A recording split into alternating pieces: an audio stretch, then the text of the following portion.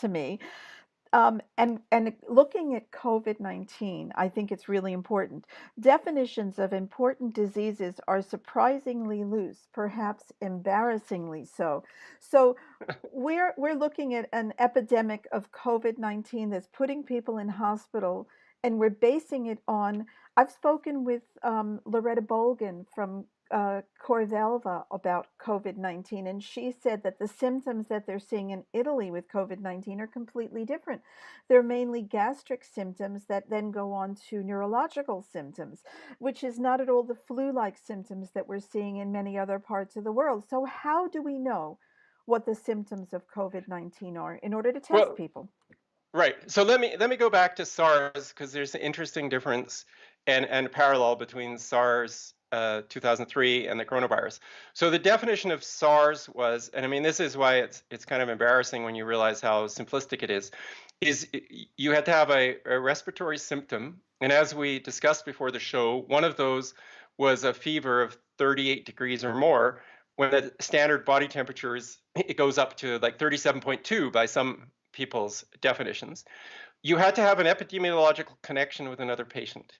So that's one of the reasons why so many medical staff got diagnosed, because of course they were working with SARS patients. And then thirdly, you needed a positive SARS test. And how SARS disappeared was that once they had everybody in hospitals or quarantined, it was not possible to have contact with a previous SARS patient. So they didn't test you for the virus, and therefore it went away.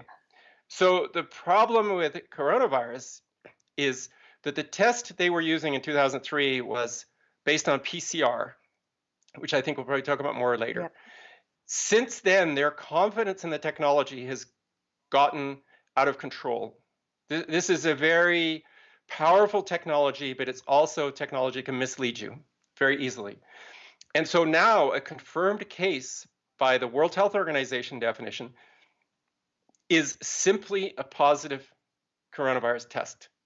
No symptoms, no contact with another patient. So what happened in Italy is like the first patient in Italy had not traveled, had no contact with another coronavirus patient. He just out of nowhere tested positive, and within 24 hours they had 30 other people, and none of them had a connection with their first patient.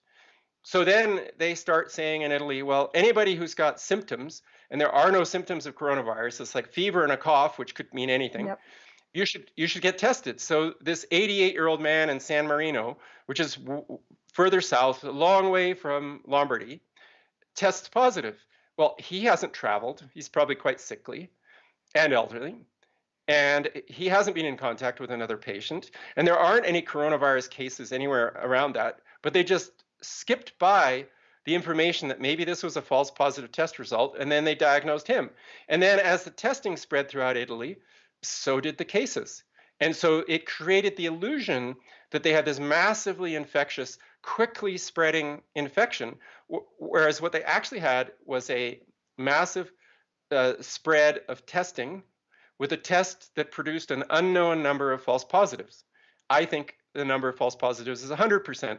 The Chinese published a paper saying it was only 80%. So we can argue over that. But it's treated by doctors as if the rate of false positives was 0%. Right. And that's an absurd position to be in. And if you accepted that there were some false positives, it would actually solve some mysteries, some impossible. I've been collecting impossible test results. And I think the most humorous is a 68-year-old man in a city 500 kilometers from Wuhan. He's got some minor symptoms like tiredness, cough, fever, stuff like that. So he goes to the hospital, they test him, he's positive. They keep him in the hospital, his symptoms resolve, and he tests negative. So now he has to go into quarantine for 14 days. So they put him in quarantine, and 3 days later, they test him, and he's positive again. But he has no symptoms. So they bring him back to the hospital and put him on antiviral drugs. They put him on drugs even though he had no symptoms. Wow. So they keep him in the hospital for a few days, and he tests negative. They're going to be sure this time. He tested negative 4 times. So they put him back into quarantine, and 3 days later, he tests positive again.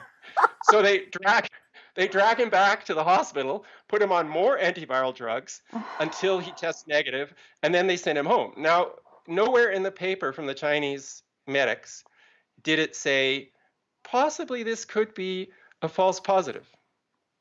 The South Koreans apparently have admitted that they have a large number of coronavirus patients who've tested positive. If they had symptoms, the symptoms resolved, they tested negative, and then a week later, 2 weeks later, they test positive again. And now they're saying, oh, these are false positives, because they got pushed into a situation where they could not explain it any other way. Right, they're cornered. But right. Mhm. And if you're going to say that an asymptomatic person can be a false positive, there's no reason why a symptomatic person can't be a false positive. There's nothing that says if you have a cough, you can't have a false positive coronavirus test.